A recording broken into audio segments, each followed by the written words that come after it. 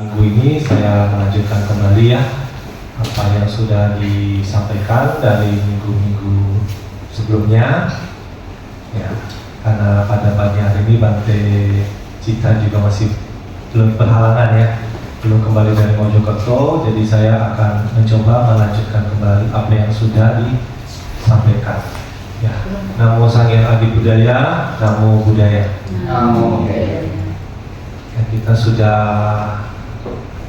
berapa pertemuan ya dari awal tahun ya, mungkin ya awal tahun kita, kalau Bapak Ibu hadir ya mengikuti dari minggu ke minggu, kita ini khotbahnya terstruktur ya, mulai dari motivasi dari awal ya, bagaimana dalam berkeyakinan ya, sampai topik moralitas. Dan untuk moralitas ini kita sudah sampai ke topik tentang puasa ya, tentang puasa Buddhis, puasa di dalam agama Buddha. Ya, kalau kita mengingat kembali tentang moralitas, kalau Pancasila Buddhis ya, 5 sila yang kita tiap minggu bacakan ya, kita ingat kembali di dalam Pancasila Buddhis di buku Parita, itu akan menolong kita dari kejatuhan di alam rendah ya. Ada 4 kan ya, alam rendah, yaitu alam apa saja ya, alam peta ya, atau alam hantu kelaparan ya. Nah, itu melindungi kita dari kejatuhan dari alam peta. Kemudian melindungi kita dari kejatuhan ke alam asura ya, alam jin gitu ya, alam raksasa yang tinggal di gunung, di samudra. Nah, itu asura ya, di pohon-pohon besar itu kan ada asura di sana ya, kelahiran makhluk-makhluk di sana, bisa terlahir di sana. Kemudian yang melindungi kita juga terlahir di alam binatang ya. Di Pancasila ini melindungi kita, praktek Pancasila ini melindungi kita dari kejatuhan alam rendah. Dan satu lagi, kejatuhan di alam neraka ya, yang digambarkan itu penuh dengan penderitaan ya, api, senjata di sana itu, kita mengalami penderitaan kalau terlahir di alam neraka. Jadi Pancasila Buddhis ini jika kita praktekkan dengan baik akan melindungi kita aman ya dari kejatuhan di alam menderita ya, 4 alam sengsara tadi.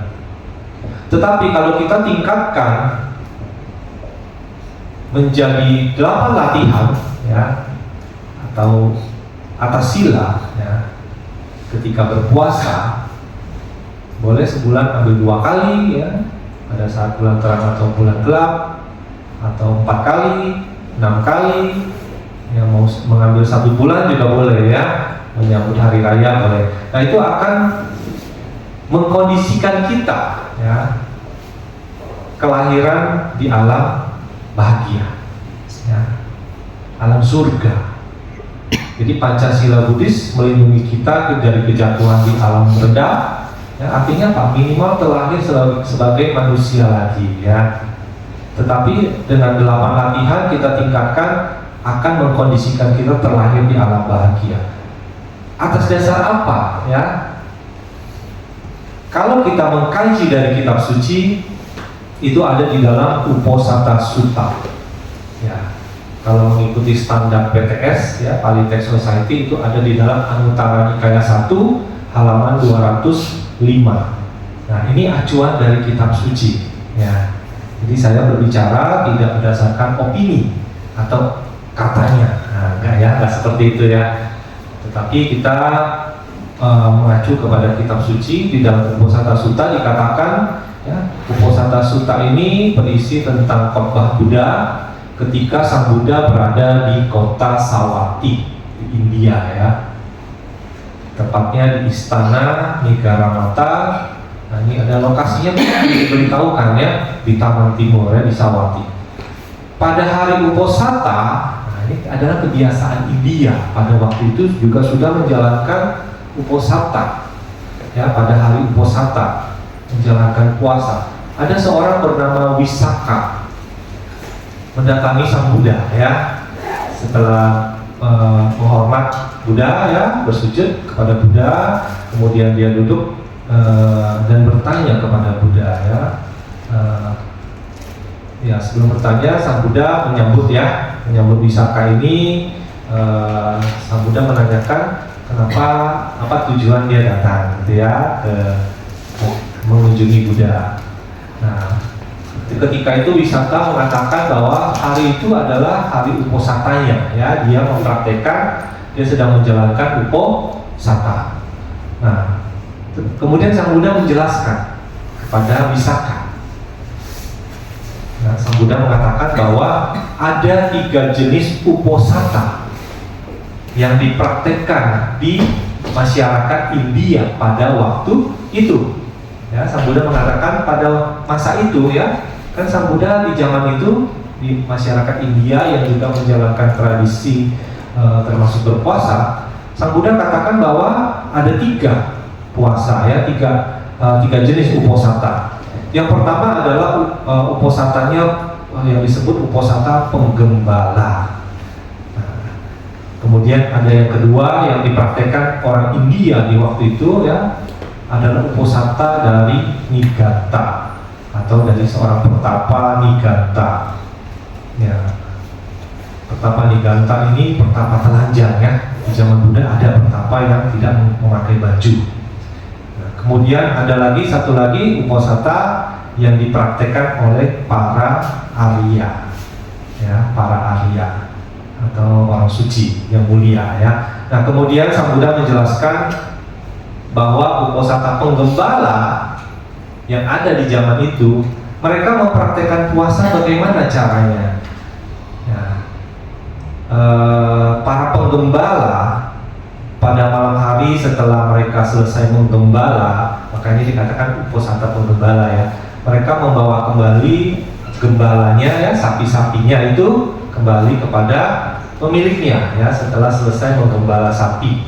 Kemudian dia katakan bahwa ya, para penggembala ini mengatakan bahwa hari ini sapi-sapi tersebut sudah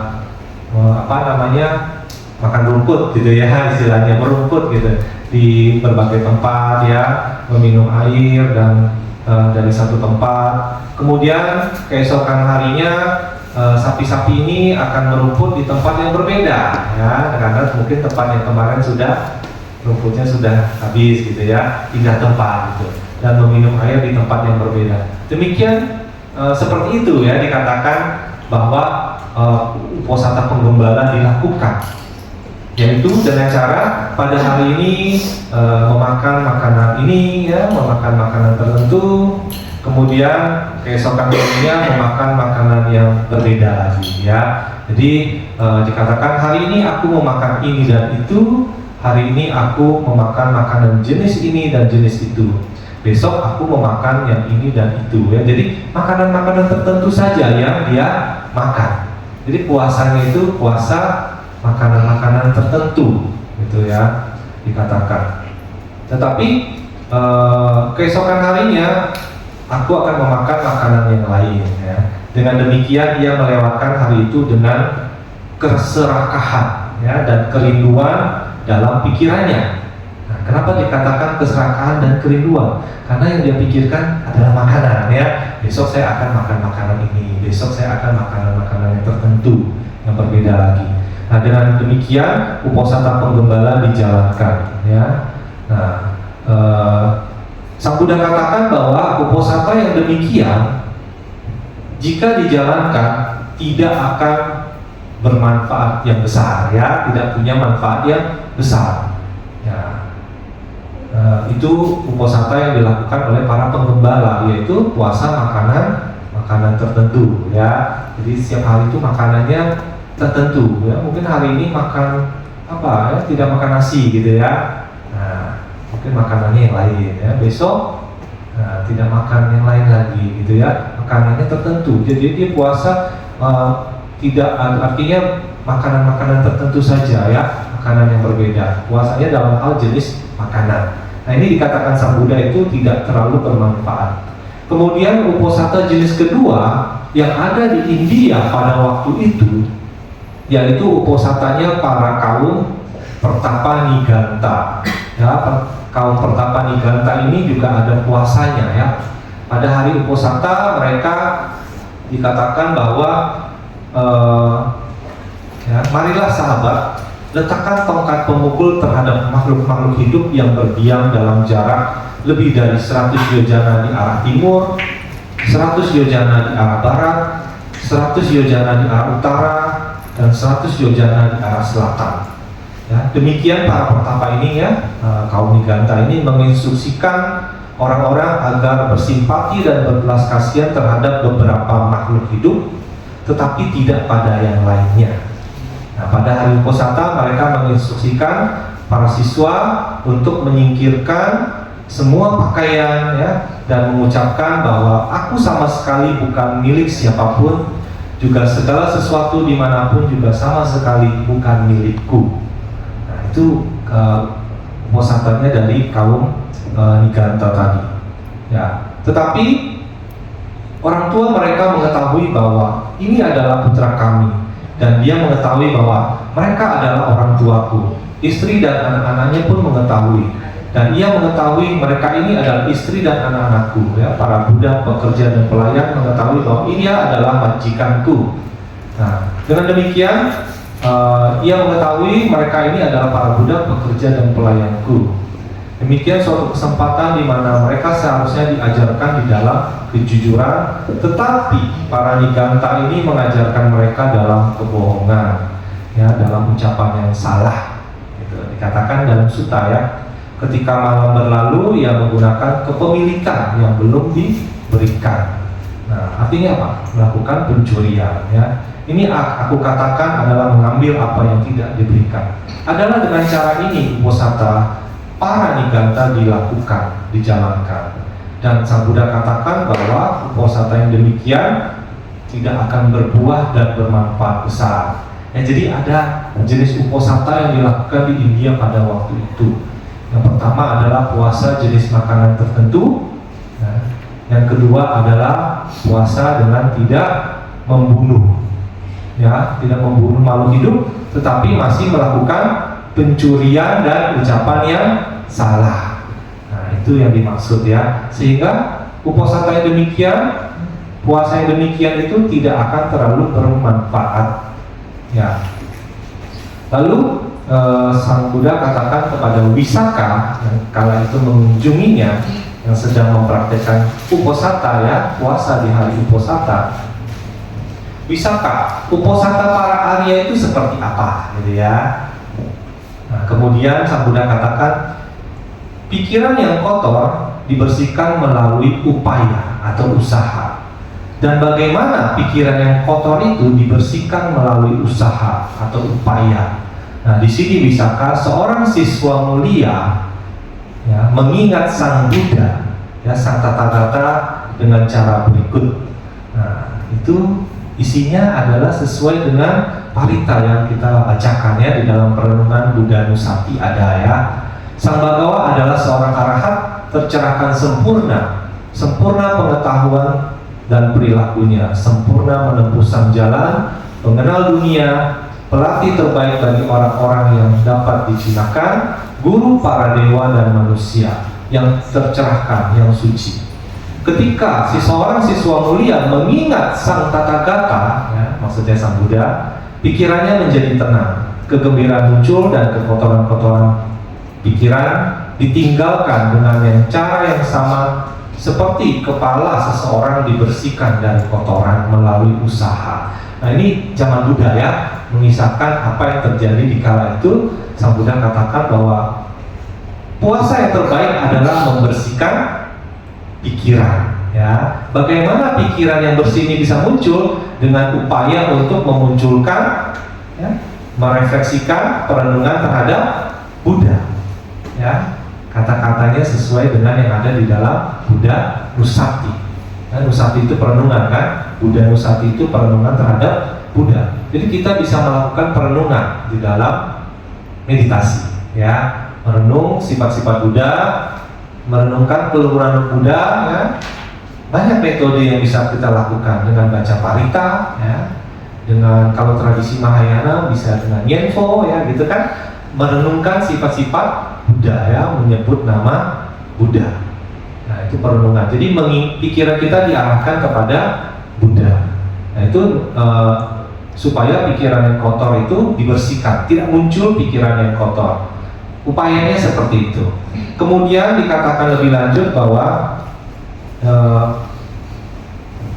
ketika ya kita membersihkan pikiran ini ya tadi dengan cara perenungan terhadap Buddha ya, mengingat Sang Buddha, kemudian dikatakan lebih lanjut bahwa ketika seorang siswa mulia mengingat Sang Buddha atau Sang Tathagata, pikirannya menjadi tenang, muncul kegembiraan ya, kekotoran pikiran pun dapat ditinggalkan. Seperti yang kita lakukan saat ini, setiap minggu pagi kita ke wihara, tujuannya kan untuk apa? Menghormati, memuja Buddha, pikiran diarahkan kepada Sang Buddha. Nah ini adalah satu kebajikan yang besar ya, yang kita bisa lakukan. Nah ini disebut seorang siswa mulia yang menjalankan uposatha Brahma ya, bahkan dikatakan uposatha Brahma yang berdiam bersama di dalam Brahma. Ya, Brahma ini siapa? Brahma ini di zaman Buddha dianggap sebagai ya oleh tradisi India kala itu sering dianggap sebagai sang pencipta ya atau Tuhan ya, di masyarakat India di kala itu. Dan adalah dengan mempertimbangkan Brahma maka pikirannya menjadi tenang, kegembiraan muncul dan kekotoran pikiran ditinggalkan.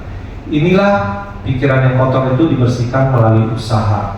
Nah kemudian dikatakan lebih lanjut bahwa bisakah seorang siswa mulia mengingat Dhamma? Ya, Dhamma telah dibabarkan dengan baik oleh Sang Bhagawa, terlihat langsung segera mengundang seseorang untuk datang dan melihat.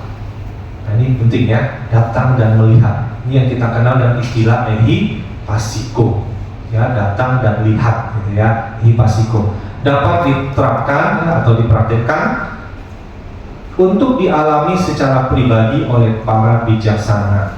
Ketika seorang siswa mulia mengingat Dhamma, pikirannya menjadi tenang ya, kegembiraan muncul dan kekotoran pikiran ditinggalkan dengan cara yang sama seperti badan seseorang ketika dibersihkan menjadi bersih ya, ketika kita mandi tubuh kita bersih melalui usaha ya. Nah, ini juga sama ya, perenungan terhadap Dhamma Nusati. Ya, jadi pikiran diarahkan kepada Dhamma. Kemudian dikatakan lebih lanjut di dalam Uposatha Sutta, ketika seseorang berdiam di dalam Dhamma, nah ini bisa dikatakan Uposatha Dhamma.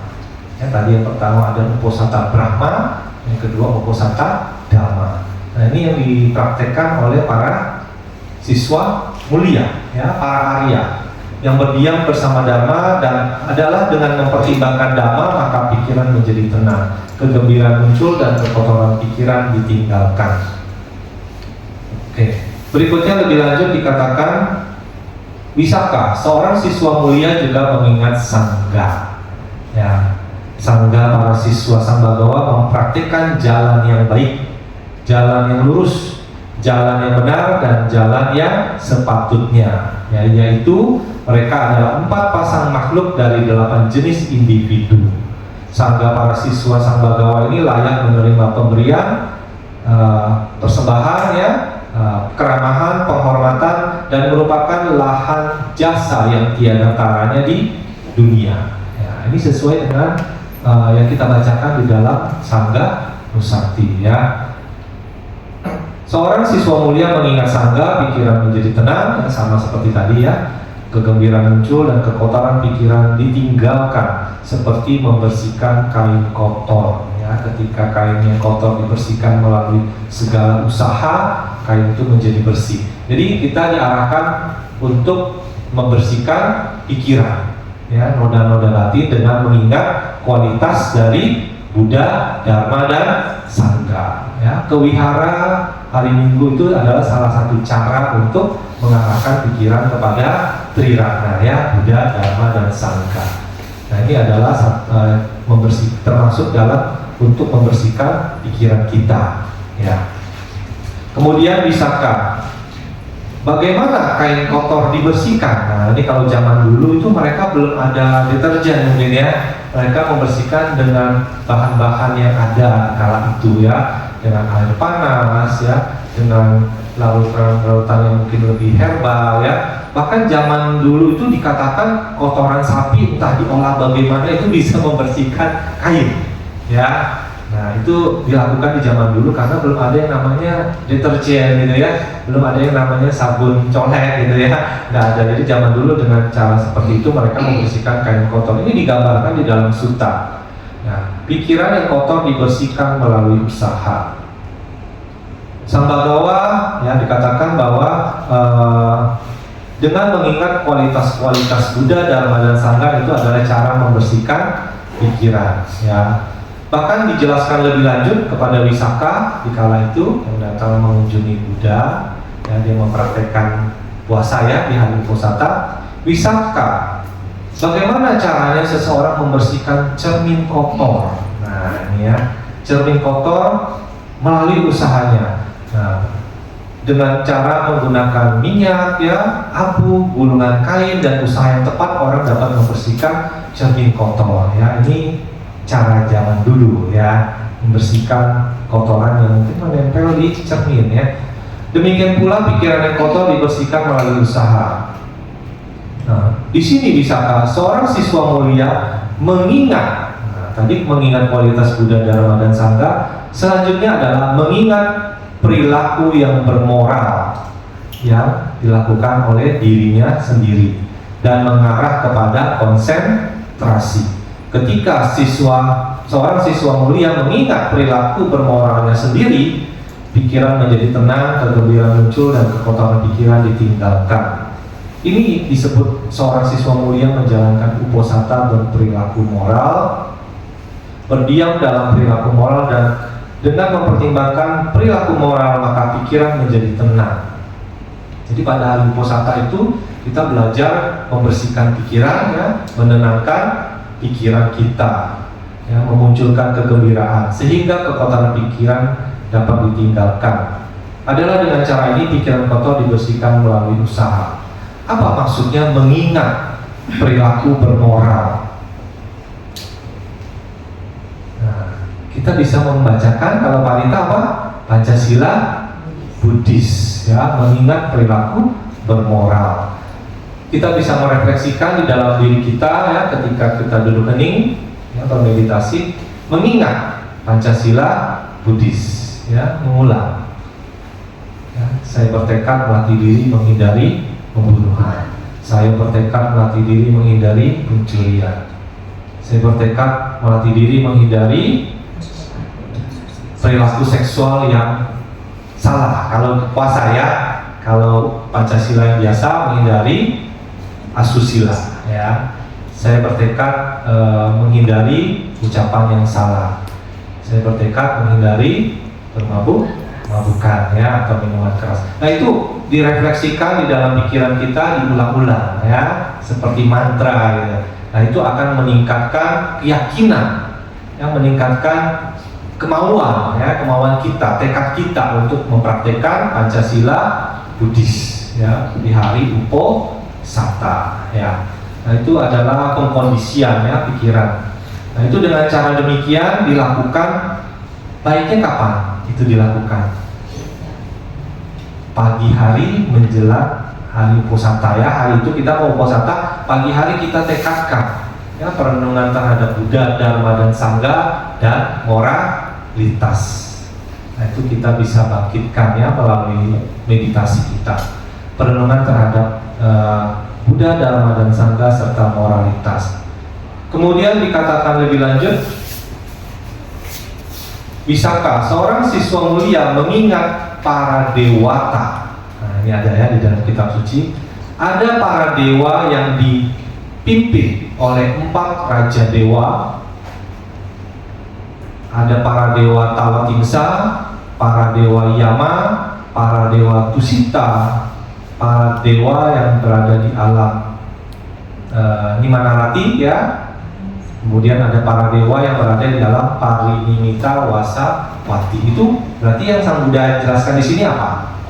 Tingkat surga ya, tingkat dari alam dewa. Ada 6 alam dewa. Ya, jadi kita diarahkan pikiran ini mengingat kepada para dewata, ya, para makhluk-makhluk yang berada di alam dewa. Nah, aku memiliki keyakinan demikian seperti yang dimiliki oleh para dewata itu. Ketika mereka meninggal dunia, mereka terlahir kembali di sana. Aku juga memiliki perilaku bermoral demikian. Ya, jadi kita tahu bahwa kelahiran di alam surga, di alam para dewa itu karena disebabkan oleh moralitas, sehingga kita diarahkan pikirannya untuk mengingat ya para dewata bahwa mereka bisa terlahir di alam-alam tersebut, di alam surga atau di alam para dewa karena moralitasnya, sehingga kita diarahkan ya untuk mengingat kualitas-kualitas yang dimiliki para dewa ya, para dewata. Aku memiliki keyakinan demikian yang dimiliki oleh para dewata itu. Ketika mereka meninggal dunia, mereka terlahir kembali di sana. Aku juga memiliki perilaku bermoral demikian ya, pembelajaran yang demikian, kedermawanan yang demikian, kebijaksanaan yang demikian, seperti yang dimiliki oleh para dewata itu, yang karenanya ketika mereka meninggal dunia, mereka terlahir kembali di sana. Jadi kita diarahkan untuk mengingat bahwa kelahiran di alam bahagia, alam para dewa, karena kita memiliki moralitas ya. Kemudian dikatakan lebih lanjut oleh Sang Bagawa ya, bagaimana bisakah emas yang tidak murni dibersihkan supaya menjadi murni? Melalui cara apa? Upaya apa yang dilakukan? Nah, di zaman itu mereka menggunakan tungku, garam, kapur merah, pipa peniup dan berbagai jenis lainnya untuk membersihkan emas ya. Nah, dengan cara demikian emas tidak murni menjadi bersih melalui usaha yang sudah dilakukan. Demikian pula pikiran yang kotor dibersihkan melalui usaha, yaitu ada para dewa yang diperintah oleh 4 raja dewa dan para dewa yang bahkan lebih tinggi dari ini. Jadi berarti Sang Buddha ingin menjelaskan keberadaan dari alam surga ya, alam dewa. Aku juga memiliki keyakinan demikian, kebijaksanaan demikian yang dimiliki oleh para dewata itu, dan ketika mereka meninggal dunia, mereka terlahir kembali di sana. Seorang siswa Arya, nah ini kembali tadi ya ke puasa di hari Uposatha yang dipraktikkan oleh para Arya ya, siswa yang mulia, mengingat keyakinan kepada siapa? Buddha, Dharma dan Sangha ya. Buddha Nusati, mengatakan Buddha, Dharma Nusati dan Sangha Nusati. Lalu mengingat perilaku bermoral ya, tadi Pancasila Buddhis tadi kita ingat. Pembelajaran artinya apa? Mengingat ajaran dari Sang Buddha ya, kedermawanan, ya, dana dan kebijaksanaan di dalam dirinya dan dalam diri para dewata tersebut. Pikiran menjadi tenang, kegembiraan muncul dan kekotoran pikiran ditinggalkan. Nah, dengan cara ini seorang siswa mulia menjalankan uposatha yang berdiam bersama dengan para dewata, dan dengan mempertimbangkan para dewata memiliki, maka pikiran menjadi tenang ya. Nah, ini tujuannya adalah di hari uposatha kita belajar menenangkan pikiran, membersihkan kotoran dari pikirannya. Pikiran yang kotor ini kita bersihkan dengan berbagai cara tadi. Nah, kemudian lebih lanjut dikatakan siswa yang mulia ini ya, mereka yang mempraktikkan uposatha ya, di hari uposatha, dari para Arya atau para mulia merefleksikan sebagai berikut. Selama mereka hidup, para arahat meninggalkan dan menghindari pembunuhan. Nah, mereka berdiam dengan berbelas kasih pada semua makhluk hidup.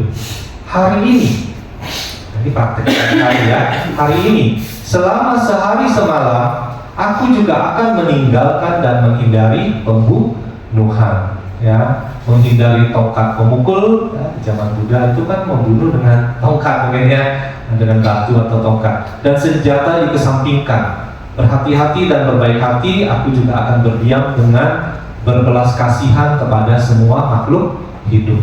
Aku akan meniru para arahat dalam hal ini, dan uposatha ini akan dijalankan olehku.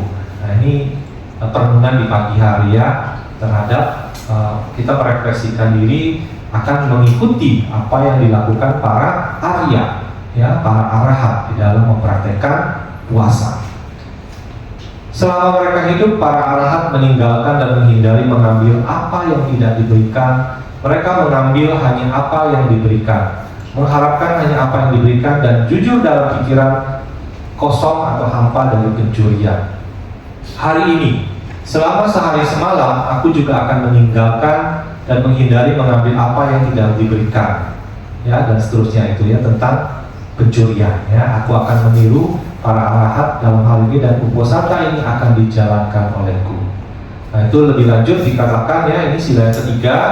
Selama mereka hidup, para arahat meninggalkan aktivitas seksual dan menjalankan kehidupan selibat. Hidup selibat ya, menghindari hubungan seksual yang biasa dilakukan oleh orang-orang yang biasa ya. Nah, hari ini selama sehari semalam aku akan meninggalkan aktivitas seksual dan menjalankan kehidupan selibat. Hidup selibat ya, menghindari hubungan seksual yang biasa dilakukan atau dipraktikkan orang-orang yang berumah tangga ya, yang biasa. Aku akan meniru para arahat dalam hal ini, dan uposatha ini akan dijalankan olehku. Nah, ini lebih lanjut ya, disampaikan oleh Sang Buddha. Selama mereka hidup, para arahat meninggalkan dan menghindari dari berbohong, ya, kebohongan. Mereka mengucapkan kebenaran, menganut kebenaran, dan bukan menipu ya. Hari ini, selama sehari semalam, aku akan menjadi seorang pengucap kebenaran, penganut kebenaran, terpercaya, bukan penipu. Aku akan meniru para arahat dalam hal ini, dan uposatha ini akan dijalankan olehku. Nah, ini adalah praktek-praktek yang kita lakukan ya, kita tekadkan di pagi hari sebelum mempraktekkan satu hari uposatha itu ya, di hari uposatha itu mempraktekkan puasa. Selama mereka hidup, para arahat meninggalkan dan menghindari minuman keras ya, anggur. Nah, ini zaman Buddha ya, anggur digunakan untuk mabuk ya, dan minuman memabukkan menjadi landasan bagi kelengahan.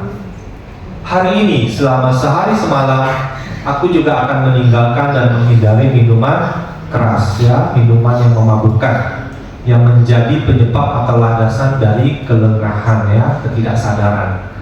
Aku akan meniru para arahat dalam hal ini, dan uposatha ini akan dijalankan olehku.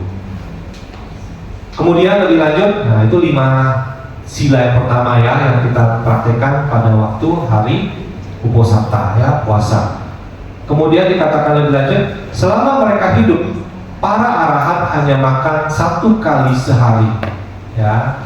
Ini ada multi tafsir ya, jadi ada 2 versi. Yang pertama adalah memang benar-benar 1 kali makan dalam sehari. Ada tafsiran kedua itu yang disebut adalah 1 bagian ya, 1 sesi gitu. Istilahnya apa? Jadi zaman dulu dianggap 1 siklus itu ada 2 sesi ya, yaitu makan pagi dan makan malam. Jadi makan paginya ya, sebelum tengah hari itu disebut makan pagi, setelah tengah hari itu disebut makan malam. Jadi yang dipraktekkan itu tidak makan malam ya, hanya makan sebelum tengah hari. Nah, ini bisa kita tafsirkan boleh makan sekali sehari ya, atau makan sebelum tengah hari ya. Kalau Sang Buddha sendiri dulu makan 1 kali ya, 1 kali. Oke ya, karena Sang Buddha dengan para siswa keluar hingga patah menerima dana makan pada pagi hari. Setelah itu kembali ya ke tempatnya, makan bersama, selesai sudah, tidak ada 2 kali ya, 1 kali sebelum tengah hari. Nah, itu bisa kita praktekkan, intinya sebelum tengah hari ya. Kalau zaman sekarang para biku biasanya ya sebelum tengah hari itu, jadi pagi-pagi matahari terbit itu sudah boleh makan ya. Jadi ada makan paginya. Kemudian sebelum tengah hari ada makan siang ya, itu juga dibolehkan sebelum tengah hari. Jadi tidak makan malam. menghindari makan di malam hari dan di luar waktu yang benar, ya. Jadi makan pada waktu yang tepat, gitu ya. Dikatakan makan pada waktu yang tepat itu adalah makan sebelum tengah hari, tidak makan di malam hari.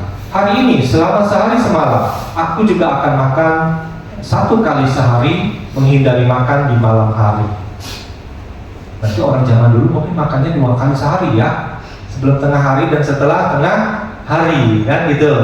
Jadi ini pada waktu puasa yang dipraktikkan adalah makan sebelum tengah hari, tidak makan malam, ya. Aku akan meniru para arahat dalam hal ini dan uposatha ini akan dijalankan olehku. Selama mereka hidup, para arahat menghindari ini, ya, menari, menyanyi, bermain musik dan pertunjukan yang tidak pantas, dan menghindari menghias, mempercantik diri mereka dengan mengenakan kalung bunga dan mengoleskan wangi-wangian dan salep, ya. Ya, mungkin zaman dulu itu seperti itu, ya. Perhiasannya kalung bunga sudah menjadi perhiasan juga, ya, zaman itu, dan wangi-wangian dioleskan ke tubuhnya. Berarti zaman sekarang mungkin kita bisa lihat parfum itu, ya, praktisnya seperti itu. Nah, hari ini selama sehari semalam aku juga akan menghindari menari, menyanyi, bermain musik dan menonton pertunjukan atau hiburan, ya. Menghindari menghias dan mempercantik diri dengan mengenakan kalung bunga, perhiasannya, dan mengoles wangi-wangian. Aku akan meniru para arahat dalam hal ini dan uposatha ini akan dijalankan olehku. Jadi ini tekad di pagi hari ketika kita mau mengambil latihan-latihan di dalam uposatha, ya, di hari tersebut. Selama mereka hidup, para arahat meninggalkan dan menghindari menggunakan tempat tidur yang tinggi dan mewah.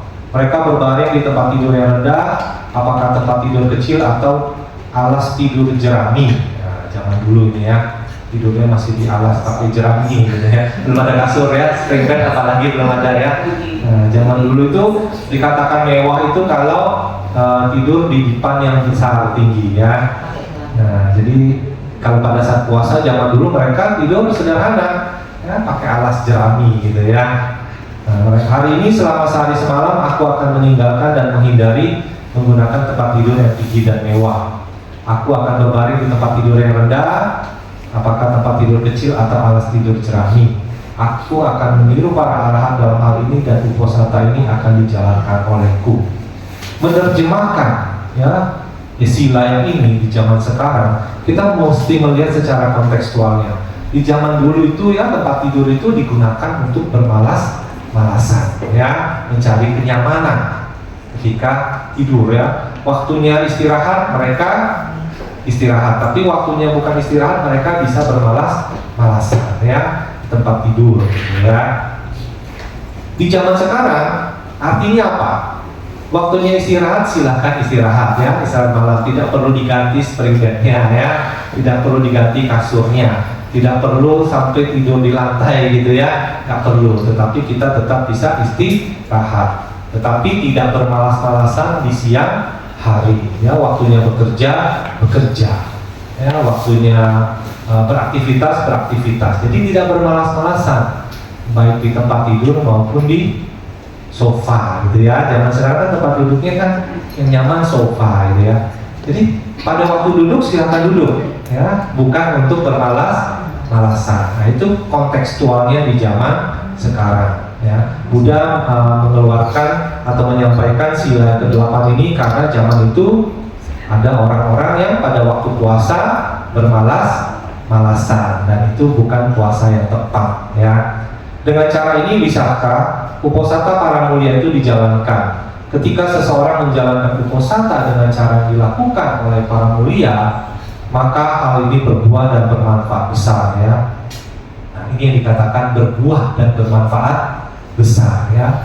Bukan uposatha yang dipraktekkan oleh para penggembala maupun yang dipraktekkan oleh para pertapa niganta di zaman itu, ya. Buddha meluruskan bahwa praktek uposatha yang benar adalah praktek yang dilakukan oleh para siswa mulia, para arahat, gitu, ya. Itu baru akan berbuah dan bermanfaat besar. Nah, lebih lanjut dikatakan sejauh apa Sejauh apa hal ini berbuah dan bermanfaat besar? Nah, sejauh apa hasil yang luar biasa cemerlang ini akan muncul?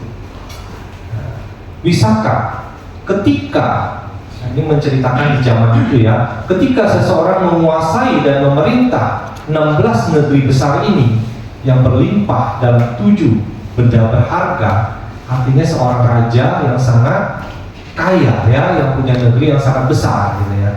Ini bahkan disebutkan negeri-negerinya ya, negeri Anga, Magadha, Kasi, Kosala, Waji dan seterusnya ini ya, ada 16 negeri di zaman itu kekuasaan seorang raja yang ada pada zaman itu. Hal ini tidak sebanding dengan 1/16 bagian dari pelaksanaan Uposatha yang lengkap dengan 8 faktor, artinya 8 latihan ya atas sila. Karena alasan apakah? Karena kekuasaan manusia adalah rendah ya, buruk dibandingkan dengan kebahagiaan surgawi. Ini benar-benar sangat bermanfaat ya. Meskipun di dunia ini kita punya harta benda yang luar biasa, bagaikan seorang raja yang menguasai negeri-negeri ya, punya banyak, menguasai banyak negeri ya, punya banyak kekayaan, tetapi tidak berharga ya dibandingkan dengan kebahagiaan yang diperoleh di surga dari hasil mempraktekkan 8 latihan ya di dalam di hari Uposatha. Nah, bagi para dewa, nah ini dijelaskan lebih lanjut ya. Bagi para dewa yang berada atau yang diperintah ya, 4 raja dewa. Para raja dewa ini berarti alam surga yang tingkat pertama ya, yaitu Catur Maha Rajika ya. Nah, Catur Maharajika ini, 4 raja dewa ini adalah alam surga yang paling rendah ya. Alam surga yang paling rendah ini dikatakan sehari semalam di surga tersebut ya, di alam 4 raja dewa ya, di surga yang paling rendah itu setara dengan 50 tahun alam manusia.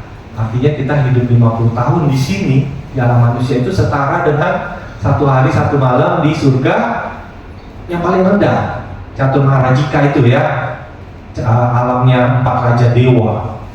Nah, karena ada 4 dewa di sana ya, raja dewa di surga tersebut. Nah, dan umur kehidupan para dewa di Catur Maharajika itu ya, di alam surga yang paling rendah itu adalah 500 tahun surgawi. Ya, lama ya. Dikalikan aja 500 tahun itu dengan ya setiap hari 1 malam itu 50 tahun umur manusia. Berapa tahun itu ya kehidupan di sana? Itu surga yang paling rendah. Jadi 500 tahun surgawi ya, bukan 500 tahun manusia ya. Nah, itu digambarkan sehari semalam di sana itu setara dengan 50 tahun umur manusia. Nah, itu adalah surga yang paling rendah. Dan adalah mungkin wisaka. Ini kan menjelaskan ke wisaka yang sedang praktek puasa ya, yang mengunjungi Sang Buddha. Seorang perempuan atau laki-laki di sini yang menjalankan Uposatha yang lengkap dengan 8 faktor ini, ketika hancurnya jasmani setelah kematian akan terlahir kembali dalam kumpulan para dewa dari 4 raja dewa. Adalah sehubungan dengan hal ini maka aku katakan bahwa kekuasaan manusia adalah lebih rendah ya, lebih buruk dibandingkan dengan kebahagiaan surgawi. Artinya dengan mempraktekkan puasa ya, mengambil 8 latihan, kita bisa terlahir di alam surga ya, minimal surga yang paling rendah tadi. Nah, Catur Maharajika. Kemudian dikatakan lebih lanjut, bagi para dewa Tawatimsa, ini berarti surga yang tingkat yang lebih tinggi dari Catur Maharajika tadi. Sehari semalam itu kira-kira setara dengan 100 tahun manusia. Nah, ini di alam dewa Tawatimsa. Jadi dikatakan umur kehidupan para dewa Tawatimsa ini adalah 1000 tahun surgawi. Kalau di Catur Maharajika tadi 500 tahun surgawi, ini 1000 tahun surgawi. Dan 1 hari 1 malam, kalau di Catur Maharajika itu 50 tahun usia manusia, ini adalah 100 tahun usia manusia. Artinya kehidupan di surga itu sangat panjang ya, kebahagiaan surgawi yang kita bisa peroleh sangat panjang. Sehingga Sang Buddha mengajarkan kita berpraktekkan moralitas ya, 8 latihan ya, yang minimal Pancasila Buddhis lah ya. Pancasila itu akan melindungi kita, mengamankan kita dari kejatuhan di alam rendah ya. Kalau kita bisa praktek puasa 8 latihan ya, terlebih-lebih 8 latihan, paling tidak kita bisa terlahir di alam surga yang tingkat terendah ya, Catur Maha Majika ya. Nah, itu surga 4 Raja Dewa. Kemudian dikatakan lebih lanjut bahwa ada surga yang lebih tinggi ya. Surga tingkat yang ketiga itu adalah surga Tusita. Para dewa Tusita itu di sana kelewat ya. Ada surga yang ketiga itu adalah surga Yama ya, dikatakan dewa Yama. Kalau di sana satu hari satu malamnya 200 tahun usia manusia ya, 200 tahun kehidupan di alam manusia. Dan di sana kehidupannya itu bisa sampai berarti 2 kali lipatnya dari yang tadi ya, itu bisa sampai 2000 tahun surgawi ya, 2000 tahun surgawi, sangat panjang ya. Itu baru surga tingkat ketiga ya. Kemudian ada lagi surga yang lebih tinggi, yaitu surga yang tingkat keempat itu adalah surga Tusita. Nah, Sang Buddha ketika belum terlahir sebagai Buddha di alam manusia, beliau berada di surga Tusita ya. Nah, kehidupan di surga Tusita itu satu hari satu malam itu setara dengan 400 tahun manusia. Satu hari satu malamnya ya, 400 tahun manusia, dan kehidupan di sana itu sekitar 4000 tahun surgawi ya. Jadi lama sekali ya, 4000 tahun surgawi, di mana sehari semalamnya itu setara dengan 400 tahun manusia. Kemudian ada yang lebih tinggi lagi, yaitu surga Nimanarati ya, yaitu surga para dewa yang hidupnya hanya bersenang-senang di dalam penciptaan. Jadi hanya dengan berpikir aja apa yang diinginkan muncul ya. Ingin apa? Istana muncul gitu ya. Ingin apa? Kalau di alam manusia kan lebih sulit ya. Ingin punya rumah harus punya uang dulu ya, harus bisa bangun dulu, butuh proses waktu kan. Kadang-kadang setelah jadi rumah yang tidak sesuai gitu kan, kadang bisa terjadi.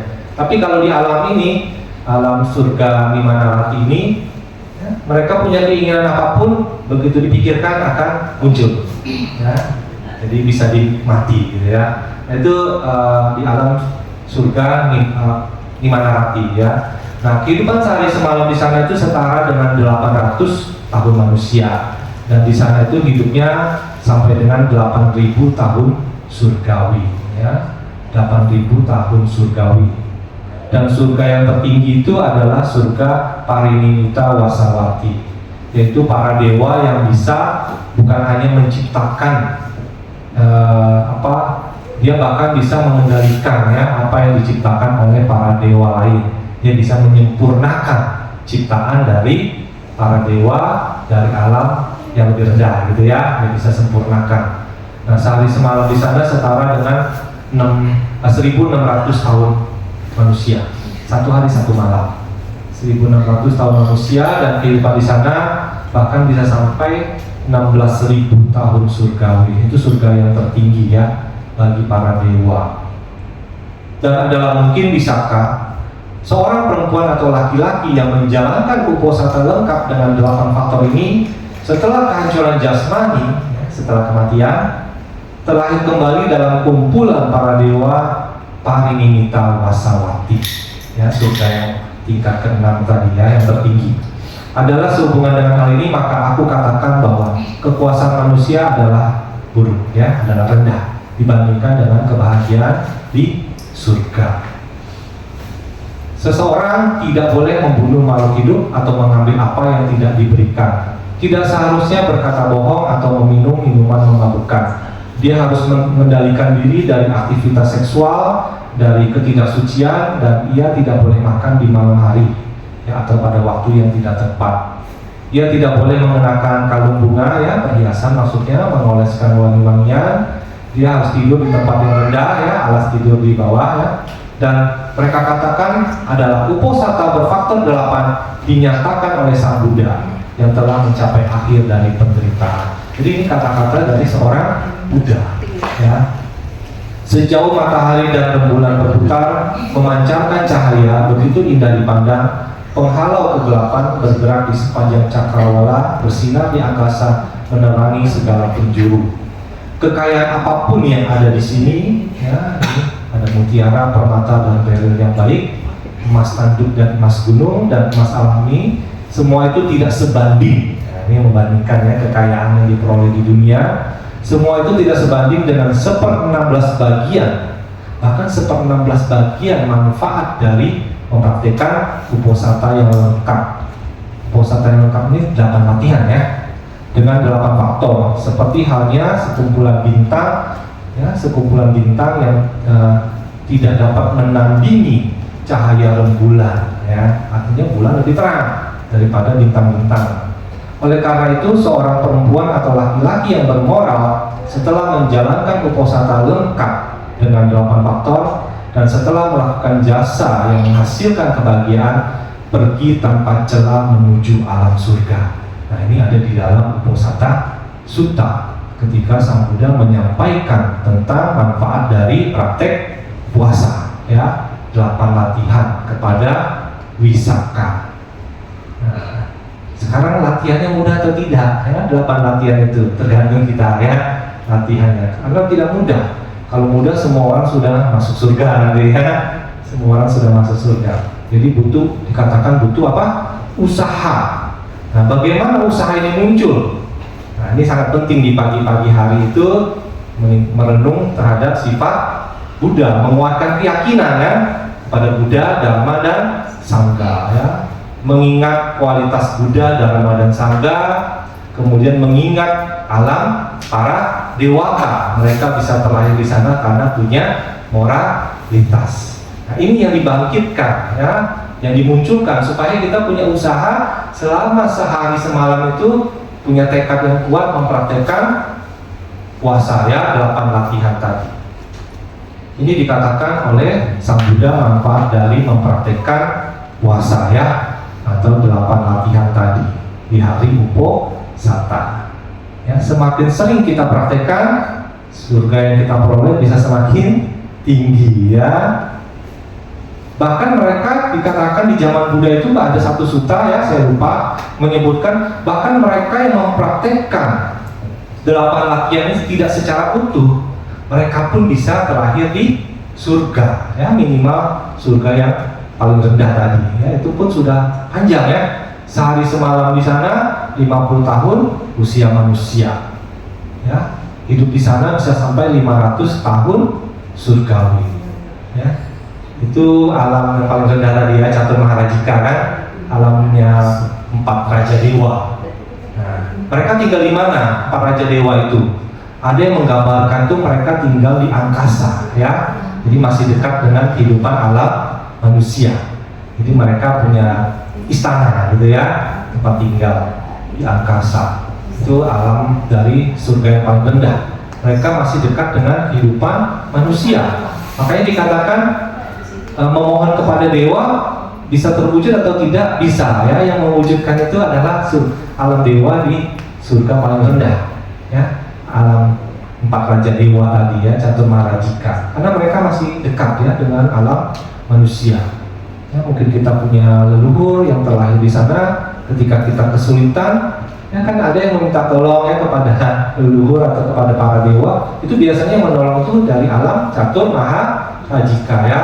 Nah, itu dari alam surga yang paling rendah ya.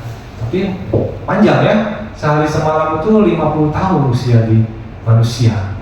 1 hari 1 malam kebahagiaan di sana ya, hidupannya sampai 500 tahun. Jadi meskipun kita mempraktekkan uposathanya sebulan cuma 2 kali ya, Cait dan Cako, bulan terang bulan gelap, itu pun tetap ada manfaatnya ya. Mudah-mudahan bisa terlahir di surga yang minimal yang paling rendah tadi ya. Nah, itu pun sudah sangat baik. Itu kalau aspirasi kita adalah kelahiran di alam surga ya. Sang Buddha mengajarkan bahwa Alam surga itu alam yang bahagia. Nah, kita tetapi masih berada di lingkup samsara. Ya, jadi aspirasi kita adalah sampai mencapai nirwana, ya. Paling tidak jangan jatuh ke alam rendah dengan mempraktikkan Pancasila. Ya, setidaknya bisa praktik uposatha, ya, hari uposatha paling tidak dia terlahir di alam surga hingga tercapainya nirwana. Ya, itu yang disampaikan oleh Sang Buddha di dalam Uposatha Sutta. Ya, ingin belajar lebih lanjut bisa baca, ya. Sekarang akses kitab suci kan gampang, ya. Sudah ada terjemahan ke dalam bahasa Indonesia. Ini ada di dalam Uposatha Sutta. Oke, demikian yang bisa saya sampaikan. Semoga bisa memotivasi kita untuk mempraktikkan moralitas di dalam kehidupan kita sehari-hari, merenungkan sifat-sifat Buddha, ya, kualitas Buddha, Dharma dan Sangha, serta mengingat kualitas kebajikan dari para dewata, ya, sehingga kita bisa mempraktikkan uposatha dengan lancar sehari penuh, ya, sehari semalam. Ya. Demikian, Namo Sang Hyang Adi Budaya, Namo Buddhaya. Namo Buddhaya.